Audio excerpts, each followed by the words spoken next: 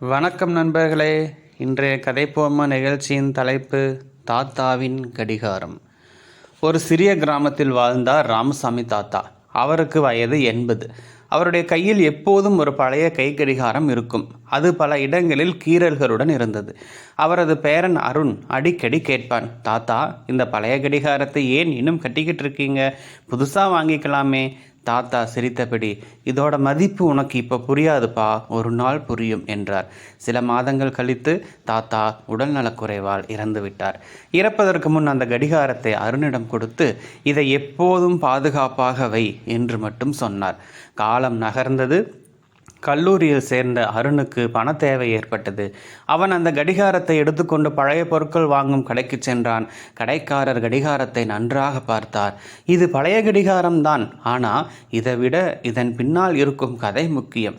இதை விற்கும் முன் ஒரு முறை திறந்து பாரு என்றார். வீட்டிற்கு வந்து அருண் கவனமாக கடிகாரத்தின் பின்புற மூடியை திறந்தான். அதற்குள் மடித்து வைக்கப்பட்டிருந்த ஒரு சிறிய காகிதம் இருந்தது. அதை திறந்து படித்தான். அன்புள்ள அருண், இந்த கடிகாரம் என் அப்பா எனக்கு கொடுத்தது. நேரத்தை மதித்ததால் தான் நான் இந்த குடும்பத்தை முன்னேற்ற முடிந்தது. நீயும் நேரத்தை மதித்தால் வாழ்க்கை உன்னை மதிக்கும். இந்த கடிகாரத்தை விற்காதே. ஒவ்வொரு முறை இதை பார்க்கும் போதும் உன் தாத்தா உன்னுடன் இருப்பதாக நினைத்துக்கொள். அன்புடன் உன் தாத்தா. அந்த கடிகாரத்தை படித்த அருணின் கண்களில் கண்ணீர் வழிந்தது. அவன் அந்த கடிகாரத்தை நெஞ்சோடு அணைத்து கொண்டான். அன்று முதல் நேரத்தை வீணாக்காமல் படிக்கத் தொடங்கினான். பல ஆண்டுகள் கழித்து ஒரு பெரிய நிறுவனத்தில் உயர்ந்த பதவியில் சேர்ந்தான்.